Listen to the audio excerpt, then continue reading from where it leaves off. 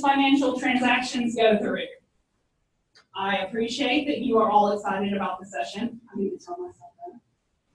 And I'm Rachel Willis. I'm with ITS in Change Management. This is a new role for me. I started in August.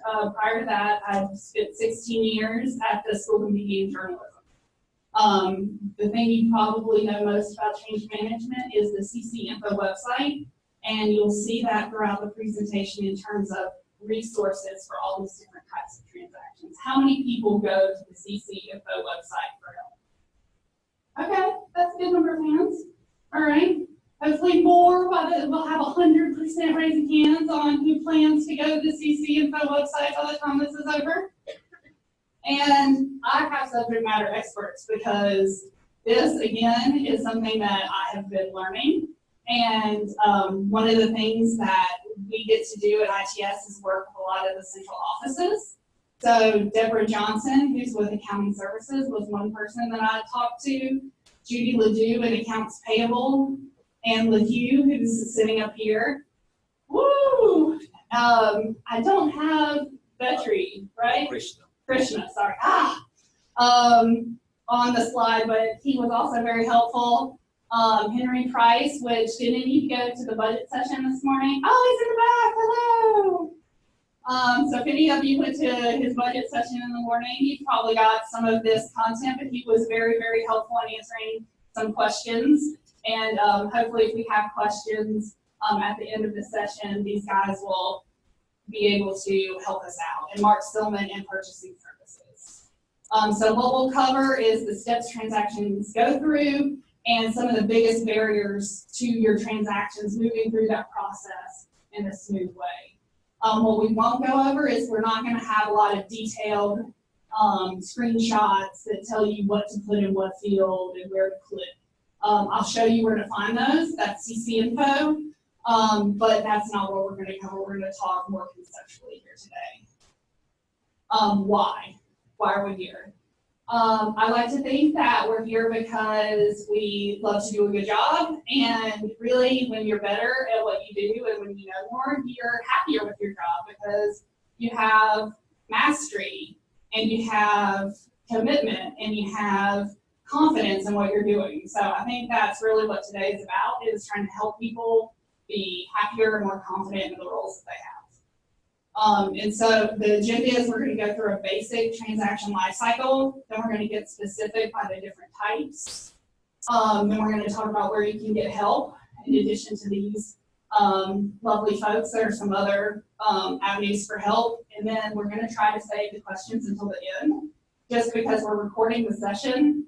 And I think in terms of the recording, it would be better to have a chunk of content in the middle and then the questions at the end. So here are the basic steps that transactions go through. And feel free to look on the side screens if you need to in terms of what you can see. So you create a transaction. It gets chart field checked. Everything in the blue is something that you do. Everything in the gray is done by the system, so that's automatic.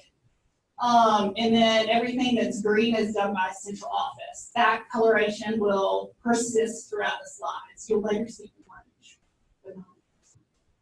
orange. So you do a chart field check, pre-check budget, submit for approval, then your department or school will approve the next level. But then it goes to the central offices.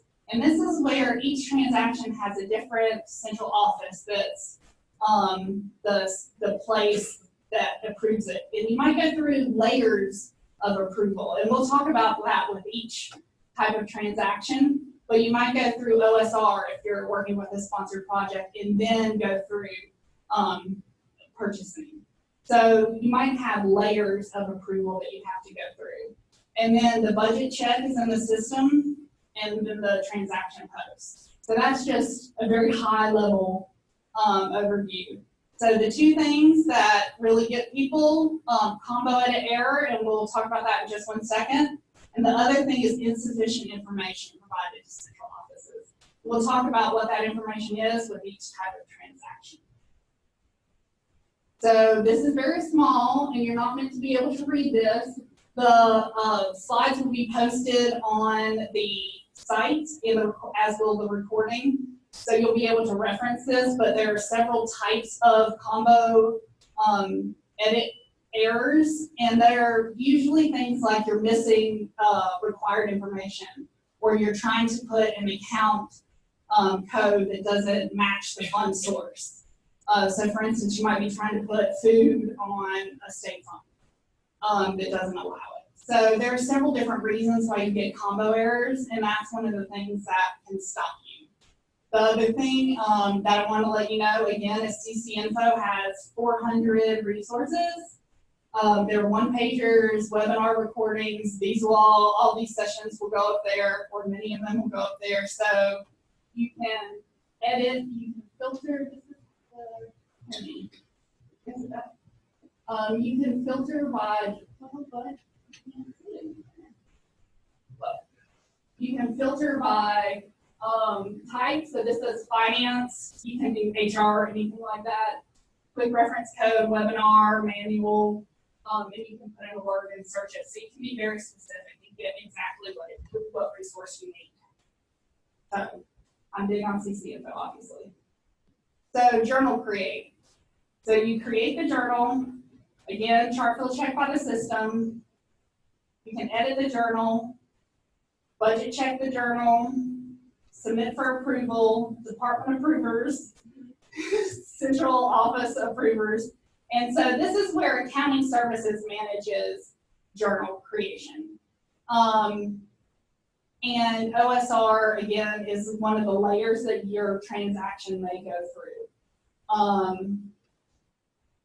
Yes, so one of the things that I was told by accounting services is that they require a long description. If you do not include a long description, they will kick it back to you. But remember that when they kick it back to you, they do try to send information telling you why your transaction was not approved.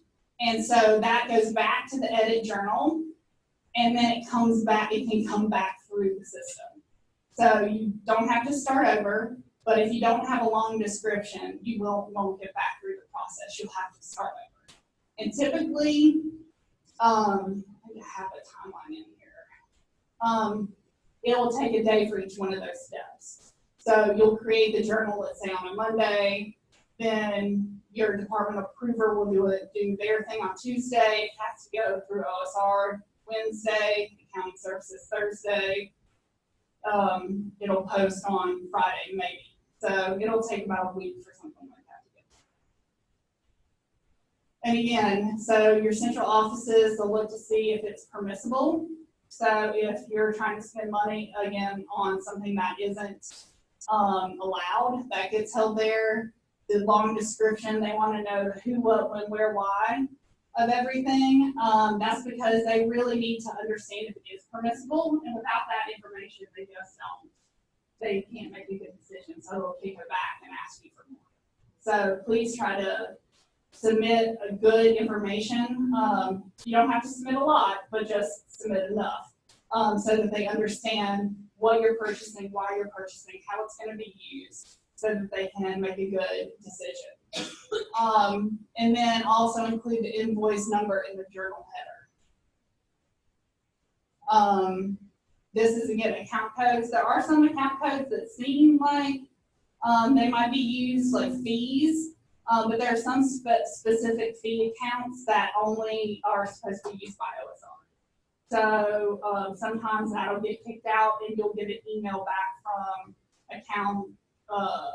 accounting services saying like, oh, sorry, you can't use that account code. That's reserved for somebody else. And I don't have a list of those, but I'll give them and include them in this presentation when it gets posted.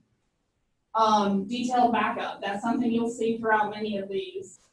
They want to have attachments. They want to know what it is you're trying to do, where you're getting the funds from, and why you're doing what you're doing. So if you have to correct something, if this journal is to correct something, why are you having to correct it? And if you get confused, don't be afraid to call your campus college. You know, this is used for campus billing a lot, so call your campus colleagues and give them an opportunity to help you work through it. I think that that's one of the things that people don't do a lot. You know, we at Carolina, I think, like to be very self-sufficient and don't like to ask for help. But it is a good thing to do, just to reach out to the person who you're trying to get information from and make a connection. And I think you'll find somebody who wants to help you. And so you can be very collaborative with that. And consider, if you're billing a unit, to include instructions on your bill. This is something that the central office said they wish people did a lot more, so that people could just proactively help each other out. So the month cannot close with unposted journals. You can run a query to get the unposted journals, and that's actually a best practice to go ahead and do that proactively. So you can either approve or delete any transactions or any journals before the end of the month, because otherwise it holds the whole university up. So the person you can contact is Deborah Johnson. You'll have this posted online, but also CC Info. As you can see, we have lots of resources on CC Info that walk you through what does each field in the process look like? What are the options for filling those out? What are the different journal statuses? What are the different budget statuses? So if you have questions, you can definitely go to CC Info and find some good resources. So budget entry types. I hope I do Henry justice back there. So they're budget journals and budget transfers. Budget journals are less common, as you might imagine. They establish a budget, they increase a budget, and they decrease a budget. Budget transfers move existing budget from one budget to another budget. Both of them have to be within the same type of fund source. The budget journal is mainly for state receipts that change or trusts that change. And budget transfers are two-sided entry that have to net to zero. And something else. I already said that, two-sided entry. So here's a test for you. The School of Medicine is funding a faculty member in the School of Pharmacy. Journal or transfer? Transfer, you're right. The School of Media and Journalism received a school-based tuition increase. Journal, you're right. You guys are good.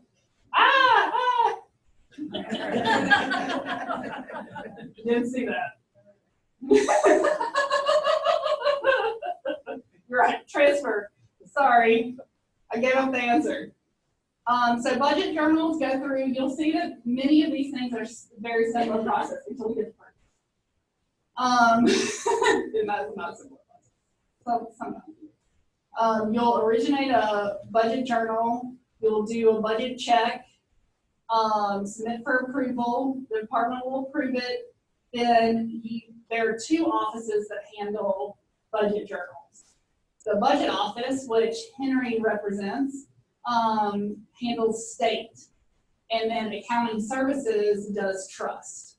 So there are two different offices. You'll have to decide which one your particular case applies to. And then again, the system posts the journal. Budget transfer is a little different because it's one of the few things that doesn't necessarily have to go through a central approver. You have the budget transfer, the budget check, you create the budget transfer, the budget check. You'll see that there's no pre-check in this one. So this is all because a lot of times you're transferring within the house to another budget. There's less hoops to jump through for this one. So you submit the approval, department approvers, and then if you need it, the central office approvers, and then it posts. A couple of things to keep in mind: you cannot do any budget transfers across fiscal years, and you can't commingle budget journals, F&A, state by itself, trust by itself. So you can't commingle all of those. And associated trust budgets are automatically updated every night for trust revenue that comes in within the fiscal year if it's on the associated budget table. And if you want to be on the associated budget table and you're not, I believe that's a remedy ticket. I'm not getting the speak out from Henry, so I'm going to say that is correct. So again, the budget office is who can do state expense and state revenue budget journals, some state expense and state revenue transfers, because again, that doesn't necessarily have to go through a central office.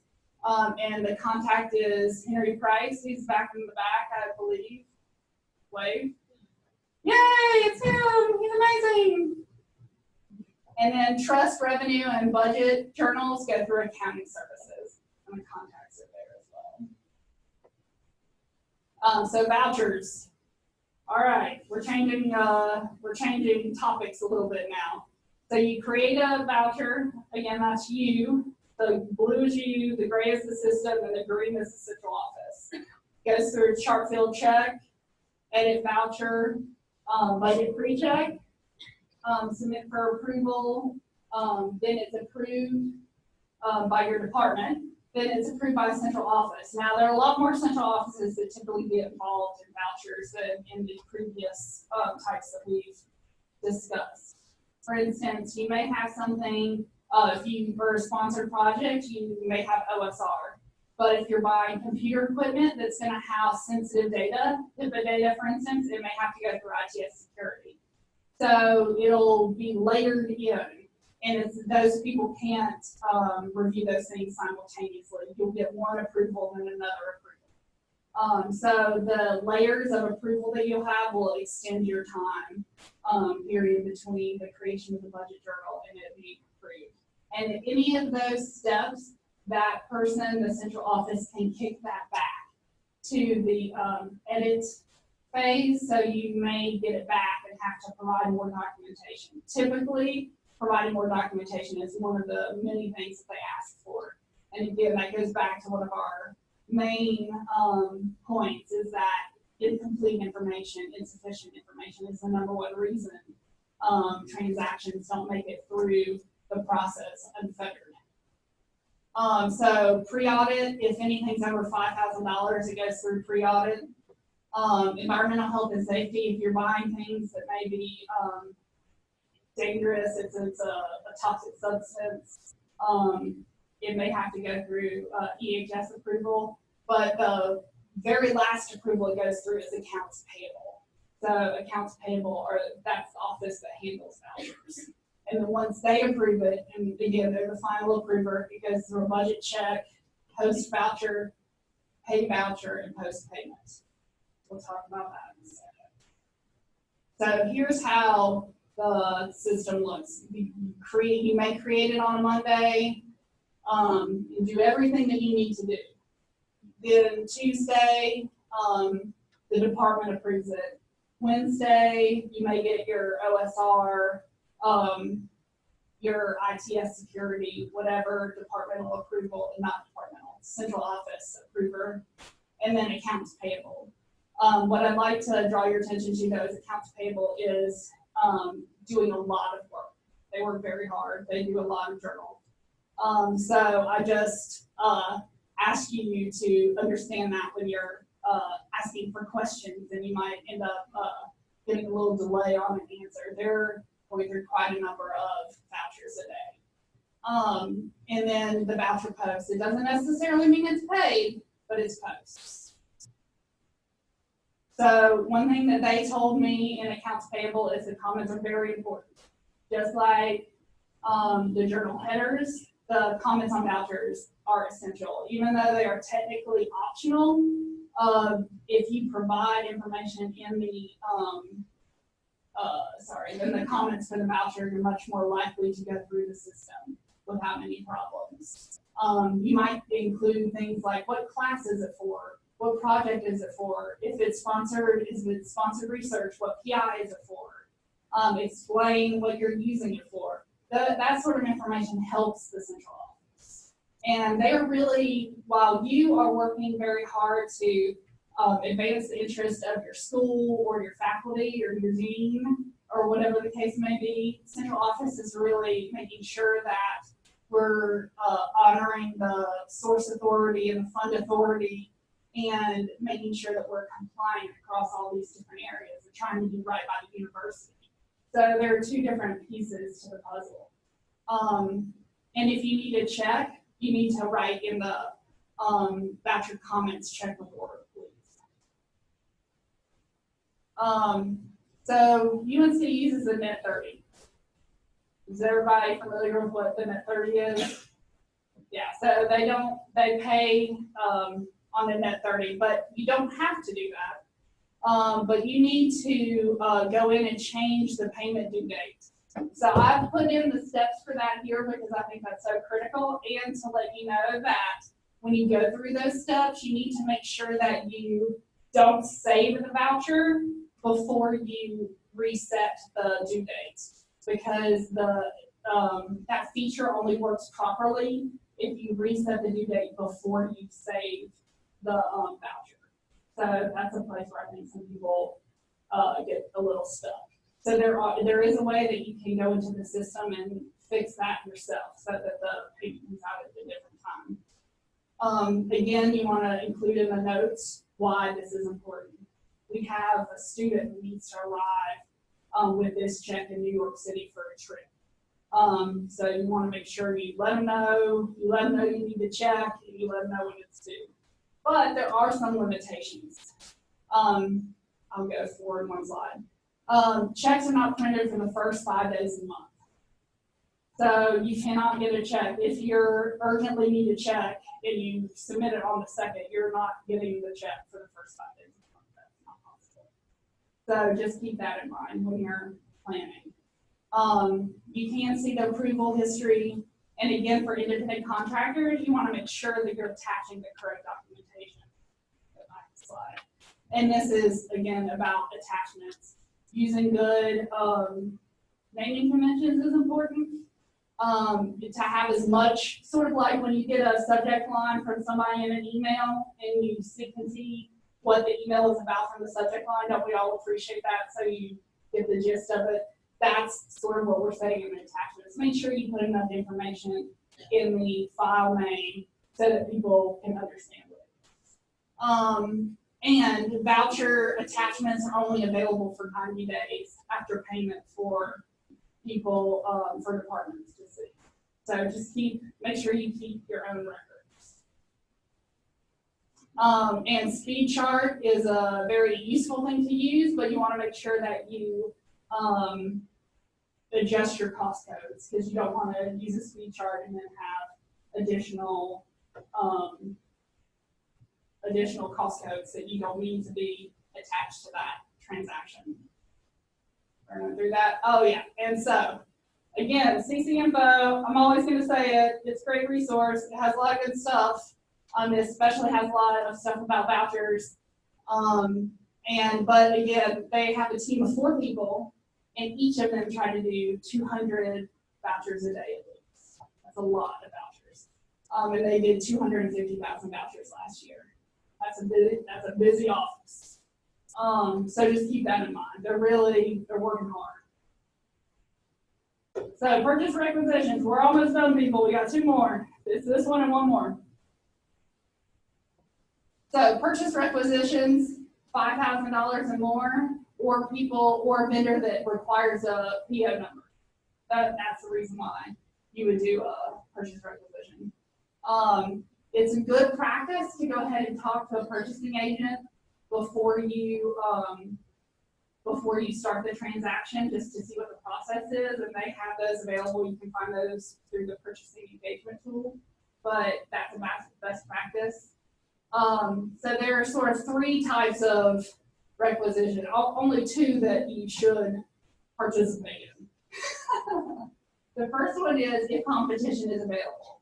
So you have to supply a statement of work, a quote, and a maintenance agreement for those.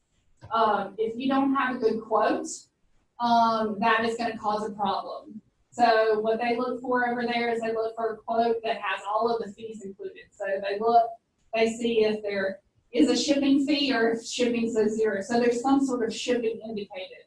If there's some sort of handling fee, or the tax is zeroed out. If there's no line for tax, that doesn't really help. It really needs to have tax and 0.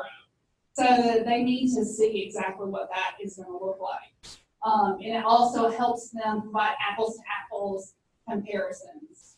And it also helps because they have a problem of people submitting things like chair. I want to buy a chair, and here it is. And then the quote doesn't have a lot of detail. So it's hard for them to go out and find additional comparable items. They want to be able to go out and get as close a match as they can. So they'll normally kick that back out to you and ask you for more information. So when you come forward, if you have information you can give them, like a item number, what is it? So the example Mark Selman gave me, instead of chair, you want to see, say it's a blue leather chair that does this specific thing. So they can go and look for that thing. You would just say chair and then expect somebody to come back with what you had. So they'll kick that back. So just be very specific about that. If competition is not available, that means you're purchasing something that, the example he gave me was telescope equipment. There are only a few places in the world that make telescope equipment, and some of them are very specific. So it's often that there's only one provider for equipment. So then you would do a waiver of competition form and also a sole source justification letter. But those, again, need to be very specific. And if you come across a transaction where you perhaps did not follow the correct process, you'll need to reach out to purchasing directly by phone and get a misuse statement. That is not available online because it's not something they want to provide and make people think it's okay to do things against protocol. So that is actually something you have to call and request. As you can see, this has many more steps, and it looks very different. So you create a purchasing request. It goes through a chart field check, a budget pre-check, and approve. Now, I put the encumbrance pieces on here because several questions that you guys sent in early were related to when encumbrance, pre-encumbrance shows up, when encumbrance should disappear, and all of those things. So I wanted to make sure you guys got that information. So when you approve it, it becomes a pre-encumbrance. And then if needed, that's going to go to a purchasing agent for a bid. And procurement services, that's the office that creates the PO. That's why it's green. Again, green is central office. So PO gets budget checked, and it goes to encumbered after successful budget check. So that's when it changes from a pre-encumbrance to an encumbrance. And then procurement services dispatches the PO to the vendor. Vendor ships goods, sends invoice to accounts payable. I told you orange would show up. Vendor is orange. And then you upload invoice to VISP. And we'll talk a little bit more about what VISP is in a second. And you cannot do this unless procurement services has dispatched a PO. So it has to go in this order. There's a reason there are arrows between these things. So if you try to do this and get it to verify, that can't happen until procurement services dispatches the PO. Then you have to enter a receipt verifying what you said, verifying what you received. That's important because your vendor won't get paid unless you say you received it. Accounts payable creates a voucher, then do a three-way match. The voucher is budget checked. At that point, when it's budget checked, is when the encumbrance disappears overnight. And one of the, I think 2 people actually mentioned that they had encumbrances that were still showing after that, and I believe that's a remedy ticket, right? Yeah, so if you have encumbrances that are showing up far after everything's cleared, please submit a remedy ticket. Then you post the voucher, and the voucher is paid. So under what circumstances should a non-vendor catalog purchase requisition be created? Ding ding. There's one other reason. Woo! Winner, winner. All right. When should the department create a receipt in the system?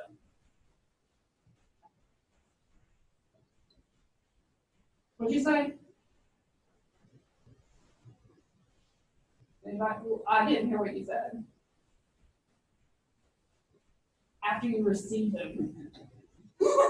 After you receive them. There was a cautionary tale Mark Silman told me about providing receipts before you've gotten the goods. This is not a good practice and can result in you no longer being at the university. So in your header comments, again, this is another, as you can see, we have things. Include your point of contact. This includes a phone number because they might want to call and talk to this person who gave you the quote. That's very important. Any more detail you can give them is important. Special delivery, special due dates.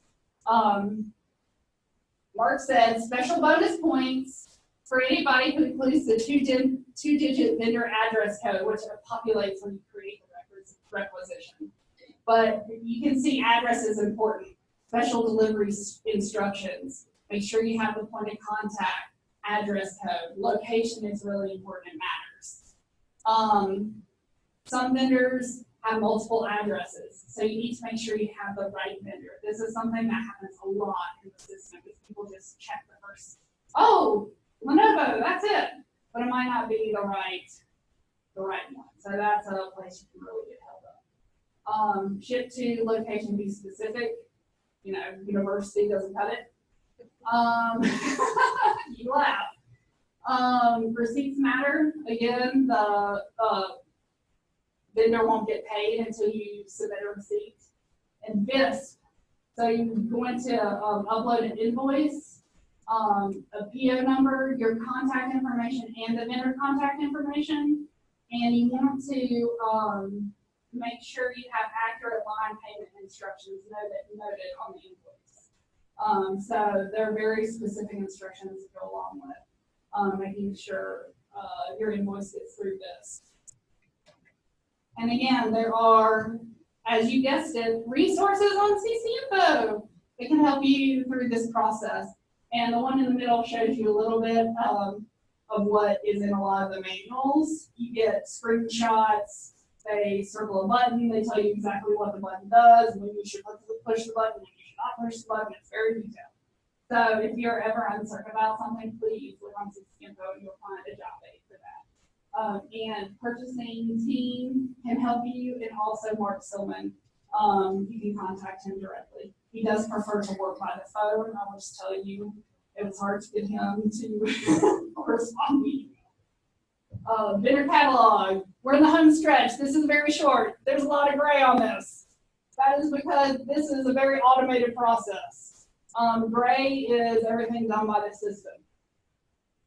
So you create the vendor catalog order. It goes through the normal chart field and pre-budget check. It gets in pre-encumbrance when you approve it. It goes through the purchase requisition and the PO, and then it gets dispatched to the vendor. No VISP required for this. Lucky, lucky. Then the vendor ships everything. There's no receipt for this, right? You do have to do receipt? Okay, no receipt, yeah. So that's another good thing. Then it does a two-way match. The voucher is budget checked, and again, this is when the encumbrance should disappear and the voucher gets posted and paid. And this is the purchasing team, and again, we have lots of resources on CC Info, and there's lots of help for you. This is a culmination of all of the different transactions and who the primary central office approver is in terms of the office, and then who you can reach out to help. But I'd like to draw your attention to the last line. That's the office that I work in, and we can point you in the right direction. So if you send something to CC Communications, we can send it to the right office. We can connect you with who you need to be connected with. And again, we are the team that runs CC Info, so we also, that helps us to know where there are places we can develop more documentation that can perhaps be more helpful. And if you go through CC Info material and you see an opportunity for us to improve that material, please shoot that to that email as well. And if you want more, there's a session called Advanced Questions at 1:15 this afternoon. And that will have several VAs, including Anne and Krishna. Oh, I'm going to remember that. I'm so sorry. So they're going to be eight, is that right? 8 VAs, 8-ish VAs. And so they'll be able to answer your more advanced questions. And there's also a Campus Journals session if you're interested in Campus Journals and finding out more about that at 2:30 Wilson Library. So it's time for questions. Yes. So when you file a requisition, you have a PO, and you go to your receipt, but what questions would receipt service that's what for a year? That's probably a Mark Suman question. Okay. Mark wanted to be here, but he's actually teaching another class at this time. So what I can do is, if you'll stop up here before you leave, I'll get your email address and I'll get that answered. But one thing to remember is the invoice will not be paid because they didn't match it with the receipt. So the receipt has to be there before the invoice payment can be done. But when after they start the service, is it like 3 months, 6 months? I don't know, maybe it depends on the. Yeah, on the school front, the way that we did a lot of this was we broke things down into different types. So we had like scoping of work, we had the project. So people got paid in pieces. So when you did this one thing, then you got a payment. You did this one thing, then you got a payment. Instead of having the whole project be under one piece. And I don't remember what that was. We got a full amount approved, but then we released it in pieces. But again, I'll have Mark Stillman reach out to you with the details.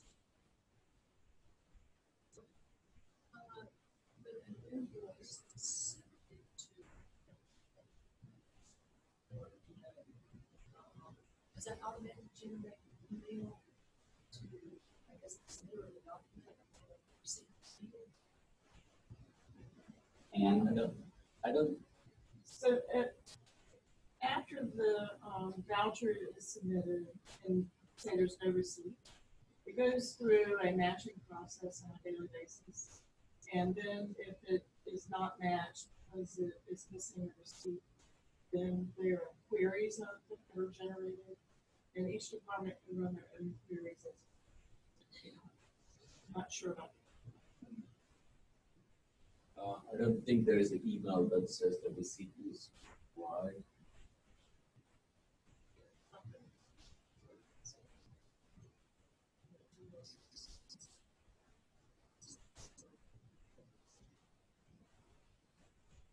I'm sorry, who's Justin Manford? He's in accounts payable. Okay. So he might be, he is the main person there that handles the purchase order vouchers. And so he may be monitoring the status of them. So when you enter upload this invoice, if I get your cover that, Not through this, but you can do it through Connect Carolina. If you have access to the vouchers in Connect Carolina, the invoice will be there as an attachment. you have to do it within the 90-day window. That's Otherwise you correct. don't get it. What was the 90-day window? What was it that time? Yeah, that's a good question. I asked the question myself, like, why is it why that keep along? We definitely take it back and ask the question to central office because that's the time when they came up with it. Because I'm from Kitchen, we're a large department. We do a lot of purchasing. We do fabricating. So we have admin staff that actually submit documents. My finance team, things like that. And then how we track it is reconcile accounts. Payment, we're not involved in the uploading of receipts. We like to have a copy of that so that when we're reconciling, know that the invoice has taken care of the amount on that requisition. So we know how much is delivered. Yeah, I think we talked last year. We have no idea when somebody signs off on the receipt that's we also want to invoice. Realize that. Right, and it takes a lot of time to kind of go through your documentation. So on the receipts thing, would it be helpful for you to get the email that this is required?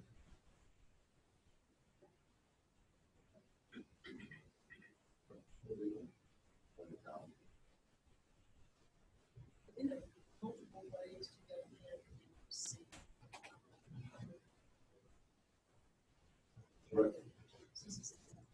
Right, so you can receive under e-procurement receive items, or you can go under purchase order, add a page receipt as well.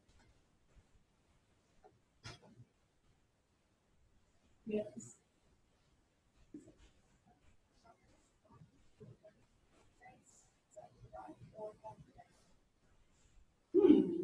I thought it was business days, but I would assume business, but it didn't specify. yeah, I think it's business days.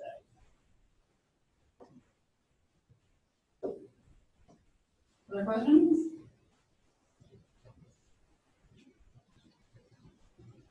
All right, well, I think you're off to lunch a little early. Have a good time. I hope you learned something. Yay, thank you.